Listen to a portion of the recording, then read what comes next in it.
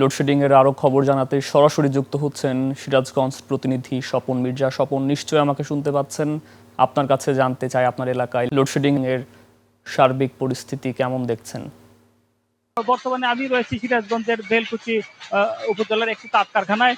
তো এখানে যে অবস্থা গত কয়েকদিন ধরেই যে লোডশেডিং লোডশেডিং এর কারণে চরম দুর্দশা চলছে এই তাঁত শিল্পে।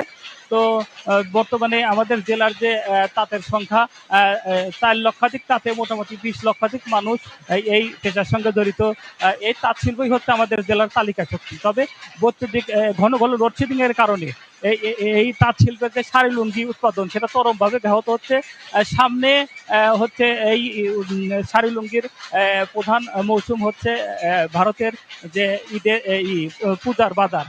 তো এই সময়ে বেশি চাহিদা থাকলেও ভারতের বাজারে কিন্তু উৎপাদনে হিমশিম খাওয়ার কারণে বর্তমানে তাঁত শিল্পে দুর্দশা চলছে।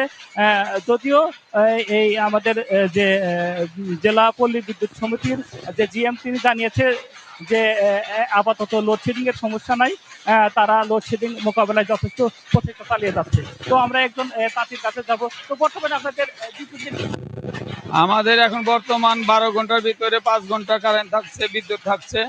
মোটামুটি মনে করেন আমাদের এখন সিজন, পূজার সিজনে আমরা এখন তো প্রোডাক্ট করতে পারতেছি না, এবং আমাদের শ্রমিক ভাইরাও ঋণগ্রস্ত হয়ে যাচ্ছে।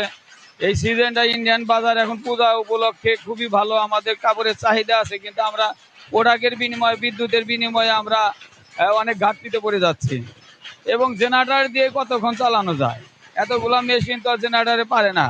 জেনারেটর হচ্ছে হলে 1-1.5 ঘন্টার জন্য, কিন্তু আমরা যদি 7 ঘন্টা জেনারেটর দিয়ে চালাইতে চাই, আমাদের জেনারেটরেও তো কুলায় না। সেই জন্য আমরা প্রোডাকশন এবং সেলসের দিক দিয়ে আমরা অনেক পিছিয়ে যাচ্ছি। এইভাবে চললে পারে আমরা অনেক ক্ষতিগ্রস্ত হব। হ্যাঁ, আমরা এই প্রোডাক্ট করতে পারতেছি না, এবং শাড়িও আমাদের চাহিদা অনুযায়ী আমরা দিতে পারতেছি না। ইন্ডিয়ান বাজারেও অনেক শাড়ির চাহিদা আছে। ধন্যবাদ আমাদের এক তাঁতি ভাই যেমনটা বললেন। তো আসলেই এখন যেহেতু জেলার অন্যতম তালিকা শক্তি হচ্ছে আমাদের এই তাঁত শিল্প, সেই ক্ষেত্রে আমাদের এই তাঁত শিল্প এই উৎপাদন যদি ব্যাহত হয়, সেক্ষেত্রে কিন্তু সিরাজগঞ্জ জেলার আর্থিক খাতে পিছিয়ে পড়বে।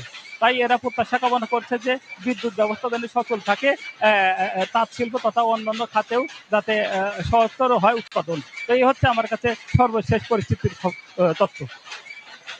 স্বপন, আপনাকে অসংখ্য ধন্যবাদ।